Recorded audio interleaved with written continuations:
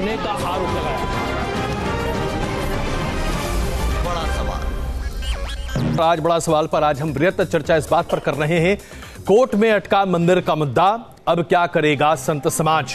क्योंकि संत समाज बार बार इस मुद्दे को उठा रहा है। सरकार से काफी उम्मीदें थीं, लेकिन क्या आज संत समाज की उम्मीदें खरी होती दिखाई दे रही हैं? बात करने के लिए हमारे साथ स्वामी चक्रपाणी जी हैं, मौलाना अतर हसन दहलवी, मौलाना साजिद रशीदी, वसीम गाजी साहब, विजय शंकर तिवारी जी, आचार्य विवेक विराट मुदगाल जी, यति मां चितानंद सरस्वती जी और मौलाना निजामी जी। आप सबका एक बार फिर स्वागत है।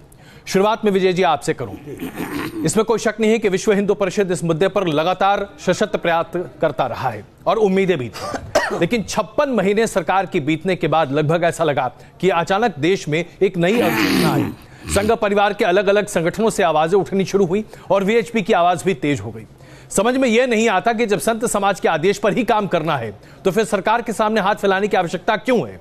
संत समाज क्यों नहीं इस कदम को आगे बढ़ाता? देखो अजय जी, ये आपको भी पता है कि जो मार्ग की कठिनाइयां हैं वो शासन करता है, वो संत नहीं कर सकता। संत की अपनी परिसीमाएं हैं और सरकार की अपनी परिसीमाएं हैं। जो बीच की कठिनाइयां हो तो सरकार दूर करेगी। संतों को अगर करना होता तो अब तक कब का मंदिर बन गया होता। और एक बात स्पष्ट रूप से मैं खुले मन से एक बात करता हूं कि संत किसी भी पार्टी के नहीं हैं। संत इस देश के हैं, इस समाज के हैं। और विश्व हिंदू परिषद संतों के मार्गदर्शन में चलने वाला संगठन है। जो संत तय करेंगे, हम किसी पार्टी के अनुयायी नहीं हैं, हम किसी पार्टी के लिए काम नहीं करते हैं, हम इस देश के हिंदू समाज के लिए काम करते हैं। और संत समाज जो तय करेगा, अभी कुंभ में धर्म संसद होने वाली है और बार बार जब से ये धर्म संसद हुई है, जब से संत समाज ने जो तय किया है, जमीन तक ले जाने का काम विश्व हिंदू परिषद ने बार बार किया है। इस बार भी 31 तारीख को जो अभी धर्म संसद होने वाली है, अजय जी आप देखेंगे, मैं इन्हीं शब्दों के साथ आपके साथ बैठूंगा। संसद में, धर्म संसद में संत जो तय करेंगे उस बात को लेकर मैं जमीन पर जाऊंगा और पूरा संगठन लेकर जाएगा, ये आप देखेंगे। दयालवी जी, देखिए, मेरा काउंटर क्वेश्चन विजय शंकर तिवारी जी से बाहैसियत विश्व हिंदू परिषद के प्रवक्ता से है। भाई, मैं ये मानता हूं, आप मानते हैं, अडवाणी जी की किताब में मसला ये है कि एक तरफ आप कहते हैं इस पूरे आंदोलन के लिए आपकी कुर्बानियां हैं। चलिए, मिल्कियत का फैसला कोर्ट कर देगा। फिर मैं इनसे पूछ रहा हूं, इनकी किसी धर्म संसद में आज तक, यहां तक कि खुद इन्होंने यानी इनके पूर्व जो यानी पुराने जो इनके साबिक इनके सदर थे, उन्होंने कहा कि हिंदू हृदय सम्राट, इससे पहले शब्द तो नहीं था। क्या वजह है कि आपकी किसी सम्मेलन में, किसी धर्म संसद के अंदर यह प्रस्ताव तक पारित करने की आप जुर्रत नहीं कर पाए कि जिन लोगों पे मुकदमात हैं, जिन लोगों के ऊपर लगातार मुकदमात करके किया गया, उनके एक मुकदमा भी वापस ले लीजिए। एक तरफ यानी आप मानते हैं कहीं ना कहीं गिल्टी थी, आप उस दोष को कबूल करते हैं कि 92 के अंदर जो कुछ हुआ जुर्म था, इसीलिए आप उस आज तक दब रहे हैं। विजय जी, इसका छोटा जवाब दीजिए, फिर मैं विराट जी के पास आ रहा हूं। देखो अजय जी, मैं प्रकारांतर से देता हूं और ये देता हूं कि किस प्रकार से शब्दावली के साथ खेला जाता है। जिनकी बात आप कर रहे हैं, जिनके ऊपर केस लगे हैं, उनके केस के लिए इसी प्रकार के माननीय न्यायाधीशों ने एक शब्दावली तय की थी कि चाहे स्वर्ग उतर के नीचे आ जाए, लेकिन जल्दी निर्णय होना चाहिए। आपको ध्यान में, इसके लिए वो क्यों नहीं कहता, उस पर टिप्पणी क्यों नहीं करते? इन्हीं लोगों के लिए। तो उसके पक्ष में मैं केवल इतना कहना चाहता हूं कि शब्दों के साथ जब लोग खेलते हैं, मतलब ये आपको डर नहीं है कहीं पर? आपको डर नहीं है विराट जी, संतों को इनसे? विराट जी, बुनियादी सवाल ये है, सरकार से संतों के सामने रास्ता क्या है? क्योंकि सरकार, ये देश संतों का है, सरकार के हाथ, देश संतों का है, सरकारें संतों के अनुसार चलती हैं। एक बात समझ, अगर संत जेल में खड़े हो गए, संतों को जेल में भेजा जाएगा, संतों को गोली चलवाई जाएगी। देखिए अजय जी, आज 20 मिनट अगर ऐसा नहीं होता, आज मैं बाबरी मस्जिद राम जन्मभूमि पे नहीं बोल रहा, आज रशीदी साहब और मैं संतों की बात कर रहे हैं। मुझको ये बताया जाए, गोली खाएंगे, संत जाएंगे, जेल में जाएंगे, संत जाएंगे, गवर्नर बना जाएंगे तो कल्याण सिंह बना जाएंगे, अगर साक्षी महाराज चुनाव भी लड़ेंगे, समाजवादी पार्टी में भी रहेंगे, कल्याण सिंह मुलायम सिंह के साथ सरकार भी बनाएंगे। एक आखिरी मुद्दे पर एक आखिरी चर्चा, एक आखिरी आपने करा, किसी ने नहीं करा। अगर संतों की नहीं चलती तो जो कभी भी मंदिर नहीं जाते, वो मंदिर नहीं जाते, संतों पे गोली कैलाश नहीं जाते, संतों पे गोली चलती है, संतों की नहीं चलती, लोगों को मंदिर विराट जी, अच्छा चलिए, मैं आप ही के सवाल को लेकर आगे चलता हूँ, मैं आप ही के सवाल को लेकर आगे चलता हूँ। विराट जी, संतों की चलती है या नहीं चलती? गोली चलती है संतों पे।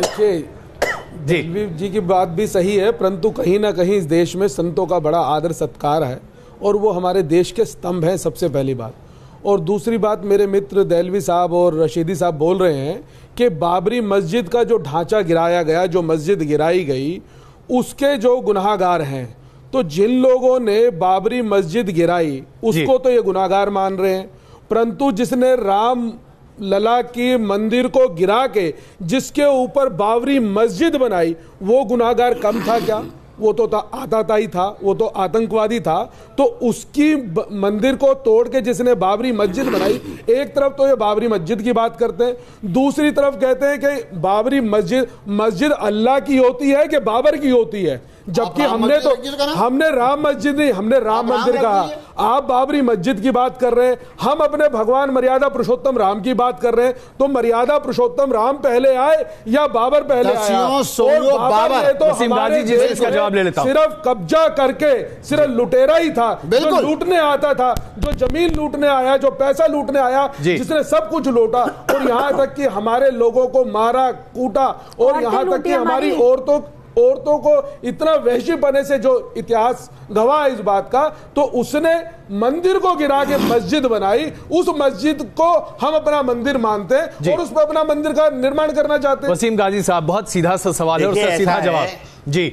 ना तो ये कोई बनाना रिपब्लिक है और ना हमारी कोर्ट कोई कंगारू कोर्ट है कि संत क्या सोचते हैं, संत क्या करेंगे। संतों का सम्मान होना चाहिए, संतों से ये मुल्क चलेगा। संत अपनी जगह है, हम भी उनका एहतराम करते हैं, लेकिन हिंदुस्तान के वजीर आज़म ये बिल्कुल क्लियर कह चुके हैं कि जब तक ऑर्डिनेंस हम नहीं ला सकते, हम पार्लियामेंट में कोई बिल नहीं ला सकते, जब तक सुप्रीम कोर्ट का फैसला नहीं आएगा। और इनकी जो हुकूमत है, इनके जो वकील हैं, चलिए जब वो सुप्रीम कोर्ट में खड़े होते हैं, विराट मुद्गल जी ने जो बात कही उस पर हम जरा चर्चा कर रहे हैं कि आप ये तो कहते हैं कि जिन लोगों ने बाबरी मस्जिद का विध्वंस किया, विवादित ढांचे का विध्वंस किया, वो दोषी हैं। जिस बाबर ने राम के मंदिर का विध्वंस कर वहां मस्जिद बनाई, क्या वो दोषी है, हाँ या ना? नहीं, बिल्कुल। गाजी साहब जी, सवाल यह है जो अभी मुद्गल साहब ने कहा कि आप उन लोगों को तो गुनहगार मानना चाहते हैं या उनके ऊपर कहते हैं कि वो गुनहगार हैं जिनके ऊपर बाबरी मस्जिद या तथाकथित तौर पर विवादित ढांचे के गिराए जाने का आरोप है, लेकिन जब मंदिर गिराकर मस्जिद बनाई गई तो यह भी तो एक आक्रांता का काम है, तो वो आक्रांता क्या आरोपी नहीं है? देखिए, मेरी समझ में ये बात नहीं आती जी कि जिस चीज पर ये खामोखा जिद कर रहे हैं, ये पूरे किसी भी विश्वविद्यालय में चले जाएं, कहीं कोई प्रमाण नहीं मिलता है कि बाबर कभी अयोध्या में गया है। दूसरी बात, जितने भी चाहे वो मुस्लिम शासक थे, चाहे वो हिंदू शासक थे, उसमें से ये सब लोग राज करने के लिए आए थे, हुकूमत करने के लिए आए थे। ना किसी ने किसी की मस्जिदें गिराई हैं, ना किसी ने किसी के मंदिर गिराए, क्योंकि जो मुस्लिम शासक थे उनके सेनापति हिंदू थे, और जो हिंदू शासक थे उनके सेनापति मुस्लिम थे। यहाँ तक के जो शिवाजी के सेनापति थे वो मुस्लिम थे, और जो अकबर के सेनापति थे, आपके पास प्रमाण नहीं मिलता है। यही सवाल मैं मौलाना निजामी के सामने रखता हूं। मौलाना निजामी, आज जब बाबरी मस्जिद या तथाकथित तौर पर विवादित ढांचे के विध्वंस की बात आती है तो आरोपियों और दोषी की बात होती है, लेकिन यह बात भी तो सच है ना जो बात विराट मुद्गल जी कह रहे हैं। आखिरकार बाबर के शासनकाल में ही वहां पर मस्जिद का निर्माण हुआ और उसके पहले वहां मंदिर था। इसके बारे में तो कई बारे में चर्चा हो चुकी है, तो वो भी तो एक जुर्म था। यह बात तो समाज को मानना चाहिए। देखिए अजय जी, देखिए अजय जी, अगर आप एक जिम्मेदार चैनल के एंकर की तरफ से ये बात कह रहे हैं तो मैं इस बात से बिल्कुल सहमत नहीं हूं। मैं एंकर के तौर पर नहीं, मैं मुद्गल जी के सवाल को आपके सामने रख रहा हूं। इस बात को स्पष्ट कर लीजिए पहले। मैं अपनी जाति राय नहीं रख रहा, ये मेरा काम नहीं और मेरी राय नहीं, ये राय मुद्गल जी की है जिसका जवाब मैं आपसे ले रहा हूं। अब मेरा जवाब तो सुन लें आप जी, प्लीज मेरा जवाब तो सुन लें। अजय जी, देखिए, मैं ये कह रहा हूं कि जिन लोगों ने मंदिर को तोड़ा, अगर ये मुद्गल साहब का कहना है, तो कितने लोगों के ऊपर इन्होंने एफआईआर कराई है? अब एफआईआर कराइए, हम उसको सजा दिलाएंगे। और दूसरी बात यह है कि अगर मंदिर तोड़ने का सबूत सुप्रीम कोर्ट से साबित हो जाता है और सुप्रीम कोर्ट में यह तय हो जाता है कि यह मंदिर तोड़कर मस्जिद बनाई गई है, तो हम तो पहले कह चुके हैं कि हम उस पक्ष को छोड़ देंगे। लेकिन आप ये बताइए कि पहली बात तो यह है कि जिन लोगों ने मंदिर तोड़ा था, आपके पास तो उनके नाम भी नहीं है, आपने उनके खिलाफ एक को FIR नहीं कराई है और आप पब्लिक को गुमराह करने के लिए बात कह रहे हैं। आप ये तो बताओ भाई कि किस थाने में FIR कराई गई है। और दूसरी बात ये है, मीर बाकी सुन लीजिए, तो जाइए FIR कराइए ना थाने में, किसने रोका है? बाबर कैसे तोड़ेगा भाई? FIR कराओ ना, तोड़ने में वहाँ मंदिर कभी था ही नहीं, आप कराओ ना FIR भाई। किसको सजा दिलाएंगे? आप ऐसा करिए, आप ऐसा करिए, बात करिए। और नहीं, आप सुनिए, आप सुनिए, तो जब से दुनिया, हमारे पास प्रमाण है। फिर आप ऐसा करिए, जब से दुनिया बनी है, तो जब से दुनिया बनी है तब से आप पूरा हिसाब लगाइए कि कहाँ मंदिर था, कहाँ मस्जिद थी, कहाँ गुरुद्वारे थे। जब से दुनिया बनी है, तब से मुझे लगता है, मैं जानता हूं दलवी जी आप दिलाने के लिए तैयार हैं। आप बहुत आतुर हो रहे हैं, लेकिन इसका जवाब नहीं हो रहा। मैं आता हूं विजय जी, मंदिर था, इसका प्रमाण भी अब देना पड़ेगा। विजय जी, अजय जी, मैं आ रहा हूं, चक्रपाणी जा रहा हूं आपके पास, प्लीज एक मिनट। जब आस्थाओं के विषय होते हैं तो बार बार एक उदाहरण दिया जाता है कि एक बाल है और वो बाल गुम हो गया, बाद मिल गया। आस्थाओं का तो पराकाष्ठा इस प्रकार की होती है, कोई प्रश्न नहीं करता है। लेकिन आस्था से मुल्क नहीं चलते हैं। एक मिनट नहीं चलते, मुझे पता नहीं करता। लेकिन 125 करोड़ की आबादी आस्था से नहीं चलती, और आपकी आस्था चलेगी, हमारी आस्था नहीं है। हमारी आस्था नहीं है क्या? एक मिनट, नहीं है हमारी आस्था, हमारी आस्था नहीं है।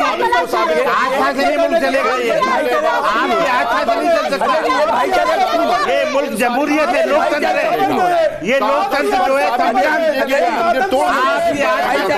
उसको मान लेंगे। एक मिनट, आपकी आस्था की कोई हैसियत नहीं है। ये लोकतंत्र पार्लियामेंट से चलेगा, ये सुप्रीम कोर्ट से चलेगा, एक मिनट, संविधान से चलेगा। मैं आप सबसे आग्रह करता हूँ, आप लोग, हम लोग न्यायालय की बात कर रहे हैं, न्यायालय की बात कर रहे हैं। एक मिनट, हम न्यायालय की बात कर रहे हैं।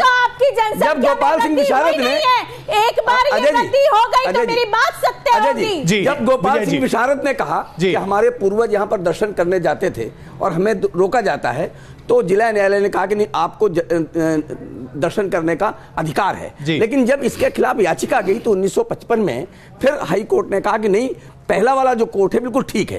यानी 2010 में भी इसी प्रकार यानी एक तय है कि वहां मंदिर है। ये जब तय हो गया है तो इसके बाद भी जो ये भाईचारे का खून हो रहा है यहाँ पर बैठ करके आपके सामने, दलवी साहब बहुत देर से कुछ कहना चाह रहे हैं, प्लीज निकाल साहब आप प्लीज, दलवी साहब बहुत देर से कुछ कहना चाह रहे हैं, या न्याय होगा दलवी जी के लिए। जी दलवी जी। अजय जी, मैं आ रहा हूँ साहब, बहुत देर से चुप बैठा हूँ।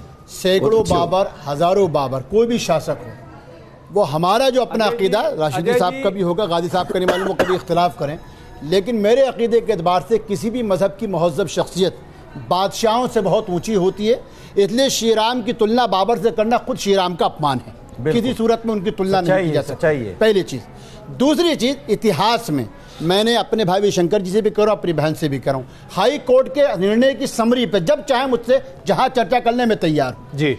सच्चाई की बात यह है कि वहां पे मंदिर तोड़ा गया, ये इतिहास है जिसको प्रमाण की बात, श्री राम के वजूद पर नहीं, जो हमारे वीएचपी बार बार कहती, श्री राम के वजूद पर किसको शंका होगी? वो आराध्य हैं, वो लोगों के दिलों में बसते हैं। वो मंदिर तोड़ा गया, इसी पे बहस सुप्रीम कोर्ट में चल रही है इतिहास के साथ। लेकिन 6 दिसंबर 1992 को हाई कोर्ट के मुताबिक 450 साल से जो ढांचा था, जिसको मैं मस्जिद कहता हूं, उसको आडवाणी जी की शय पर, बाल ठाकरे की शय पर तोड़ा गया था। ये वर्तमान का इतिहास है जिसको किसी गवाह की जरूरत नहीं है। आचार्य चक्रपाणी जी, आचार्य चक्रपाणी प्लीज बोलिए।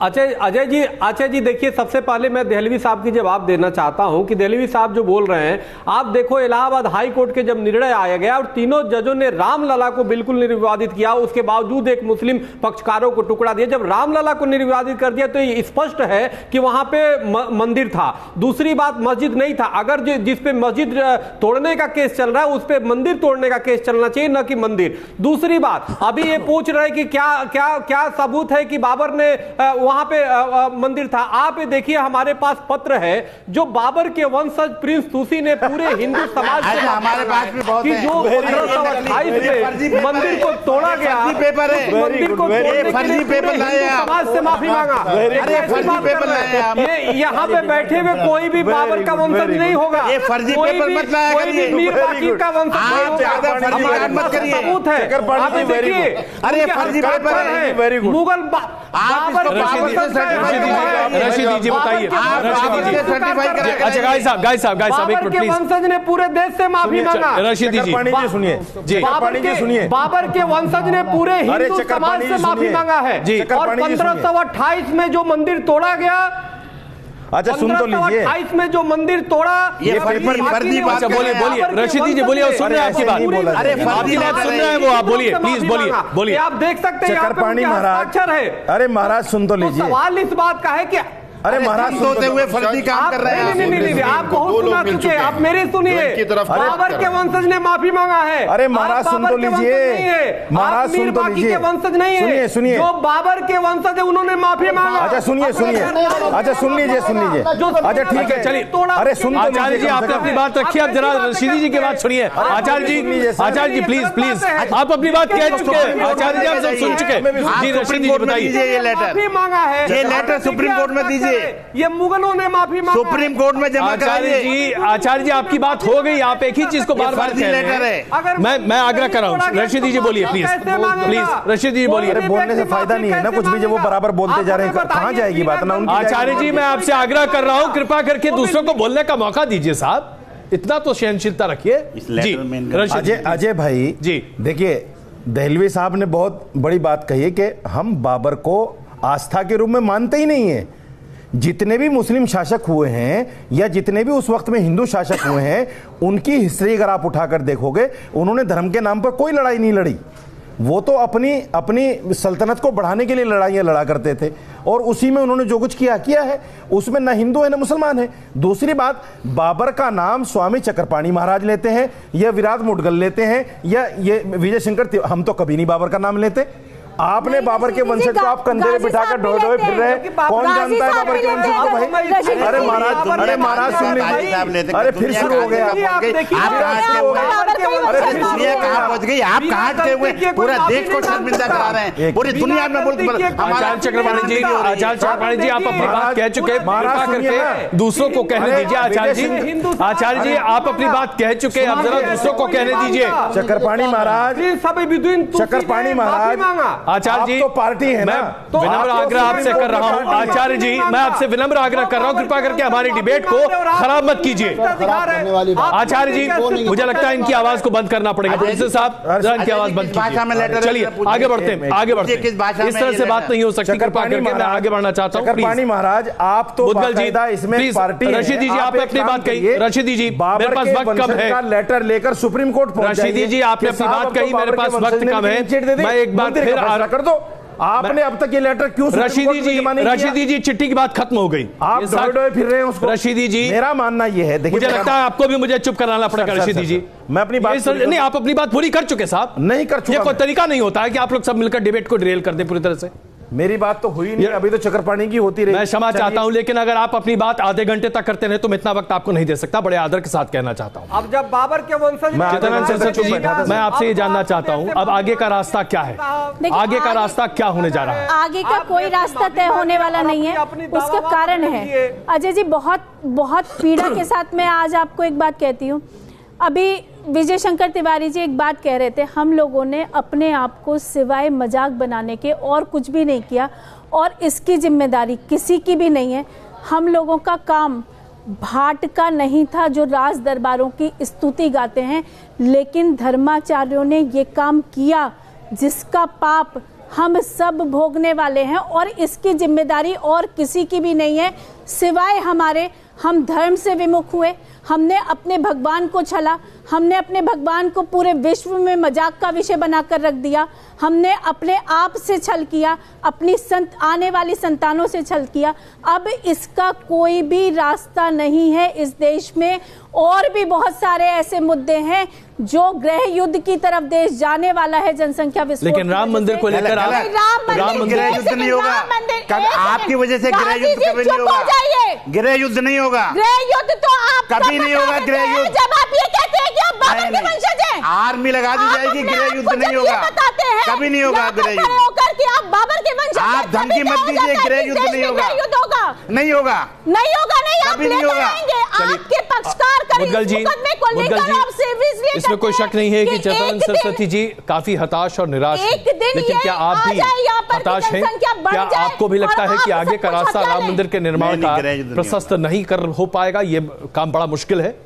नहीं, देखिए, ऐसा नहीं है कि नहीं हो पाएगा और ऐसा भी नहीं है कि हम आश्वस्त नहीं है। और संत समाज तो दूसरे को विश्वास दिलाता है, दूसरे को जागृति देता है। तो हम कभी भी अपने भगवान राम लला के मंदिर में ऐसा कभी नहीं सोच सकते, कभी ये विचार नहीं ला सकते कि भगवान राम का मंदिर नहीं बनेगा। हाँ, कुछ अटकलें हैं, कुछ कमियां हैं, तो कुछ देरी है, ऐसा हमें विश्वास है, परंतु कि भगवान राम का मंदिर अवश्य बनेगा। और कोई भी सरकार बनाए उससे कोई मतलब नहीं, जो राम भक्त होगा वही भगवान राम का मंदिर बनवाए। दिल्ली साहब, देखिए, बिल्कुल मेरा कहना यह है कि सर्वोच्च न्यायालय के फैसले का हम सबको सम्मान करना चाहिए। और साथ साथ हम तो एक बात जानते हैं, अयोध्या क्या मुस्लिम शासक रहे हों या शिव, अयोध्या जी तो खुद श्री राम है। अयोध्या जिसके लफ्जी मायने शाब्दिक अर्थ थी, वो जगह जहाँ युद्ध न हो। आज वैचारिक इतना मतभेद हो चुका है कि बीजेपी के अध्यक्ष महोदय कह रहे थे कि हम वैचारिक युद्ध, चुनाव का मतलब वैचारिक युद्ध होता है, यानी जो युद्ध मुक्त राम थे उनको आपने युद्ध का चिन्ह बना दिया। ये अपने आप में शर्म की बात है। और मैं समझता हूँ, आखिरी बात सबसे मैं कहना चाहता हूँ टीवी के माध्यम से, कि बाबर और राम की जो लोग तुलना करते हैं, ये खुद श्री राम का अपमान है और हम इसका खंडन। रशीदी जी, एक छोटा जवाब, उसके बाद में विजय जी के पास आ रहा हूं। रशीदी जी, मैं सिर्फ ये कहना चाहता हूँ, कोर्ट का इंतजार कीजिए, ये सही है, इसके अलावा कोई रास्ता भी नहीं है। चलिए, लेकिन एक रास्ता है, अगर संत समाज चाहे, आज भी वो रास्ता खुला हुआ है कि हिंदू धर्मगुरु, मुस्लिम धर्मगुरु बैठे और राजनीति से ऊपर उठकर राजनीति को हटा। विजय जी, क्या ये संभव हो सकता है कि हिंदू और मुस्लिम धर्मगुरु साथ में बैठकर फैसला ले सकते हैं? क्या ये संभव है? बात की जा सकती है जी। वो सारे के सारे रास्ते टटोल चुके हैं, वो सारे रास्ते अपनाए जा चुके हैं।